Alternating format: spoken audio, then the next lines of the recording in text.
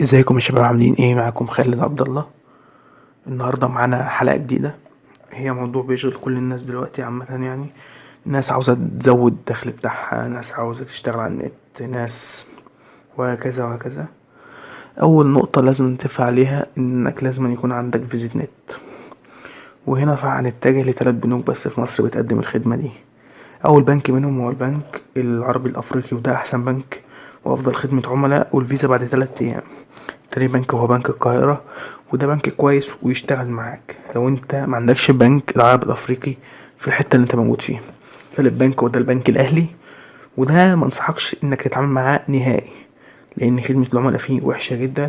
والبطاقة اساسا ما بتشتغلش على النت، وبيقول لك انها اشتغلت على النت وهي ما بتشتغلش على النت. بس هي دي النقطة الأولى.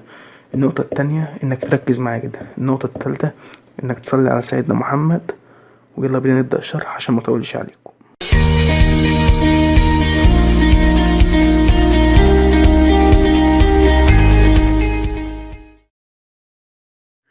رجعنا على طول، هنبدأ على طول، مش هطول عليكم. أنا عاوزك تركز معايا جدا عشان تستفيد بكل خطوة بقولها.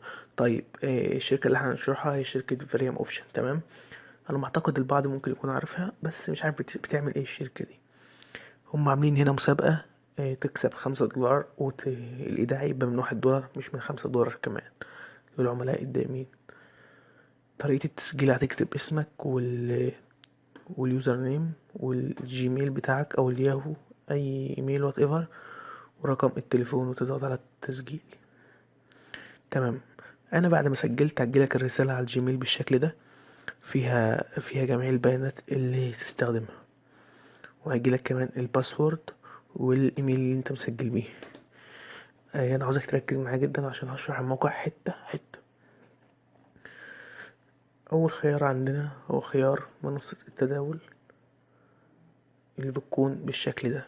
نسيبها للاخر. هنيجي اول حاجة، الحاجة المهمة هي ايداع النقود. اول حاجة المهمة في الموقع،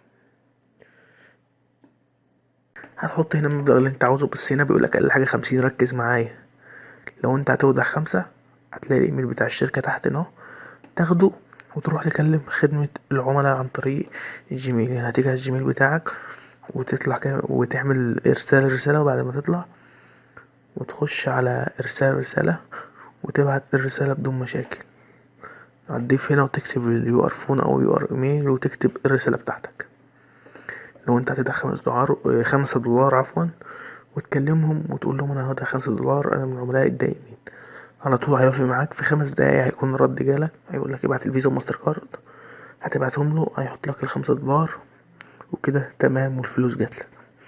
طب انا الفلوس جاتلي برضو مش فاهم ايه الموقع ده. هنطلع فوق كده، في حاجة اسمها منصة التداول. طيب، انا دلوقتي هشرح المنصة حتة حتة مع بعض.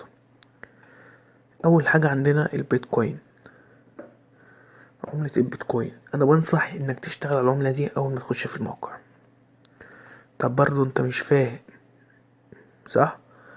كل اللي عليك انك هتراقب السهم ده اللي هو الماوس عليه، وتشوف العملة رايحة فين، وتتوقع اذا كانت العملة هترتفع ولا هتنقص.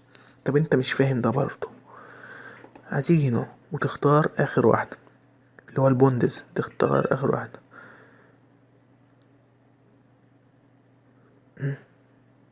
هو هيعمل تحليل كامل للسوق ويقولك تختار ايه. هيقولك وضح، هتقول له وضح، هتقول له سجل. طبعا انا عشان ما ضفتش فلوس والايميل الجديد عشان الفيديو، فمش هيقبل.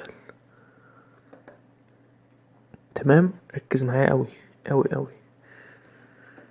وهنا اللايت كوين، نختار اللايت كوين مثلا. شوف كده السهم طالع لفوق ونازل لتحت، العملة دي نزلت هنا اهي.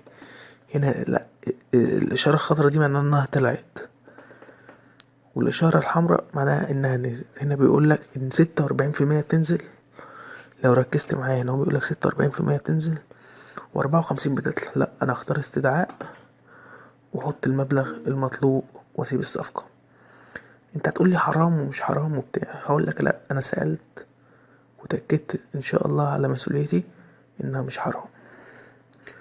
طب احنا كده لحد الجزء الاول من الموقع خلص، اللي هو التسجيل والتعريف والحاجات البسيطة دي. ان شاء الله الجزء التاني هينزل كمان 3 ايام. اعمل اشتراك في القناة وفعل زر الاشعارات عشان يجيلك الدرس الجديد. سلام.